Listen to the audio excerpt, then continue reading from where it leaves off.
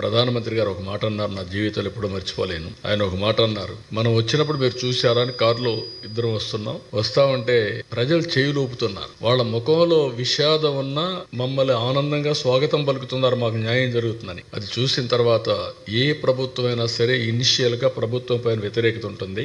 అలాంటి వ్యతిరేకత కూడా లేకుండా వీళ్ళు మనల్ని వెల్కమ్ చేస్తున్నారంటే, స్వాగతం పలుకుతున్నారంటే it is a new experience for me. నేను చీఫ్ మినిస్టర్ కూడా పనిచేశాను అని చెప్పి ఆయన అన్నప్పుడు నాకు అనిపించింది, విశాఖపట్నంలో ఉండే ప్రజానీకం ఏ విధంగా గుర్తుపెట్టుకుంటారు, ఎంత నమ్మకం ఉందని. ఆ రోజు నేను దీపావళి ఒకే పిలిపించాను. దీపావళి రోజున మీరు గాని క్రాకర్స్ కాలిస్తే ఫైర్ యాక్సిడెంట్లు అవుతాయి. ఎక్కడ చూసినా చెట్లన్నీ ఎండిపోయి ఉన్నాయి, ఆకులు ఉన్నాయి, చెట్లు ఉన్నాయి, ఫైర్ యాక్సిడెంట్లు అవుతాయి, చేయొద్దంటే ఒక్క క్రాకర్ కాల్చలా. దీపావళి జరుపుకున్నారు, ఎక్కడ టపాకాయలు కాల్చలా.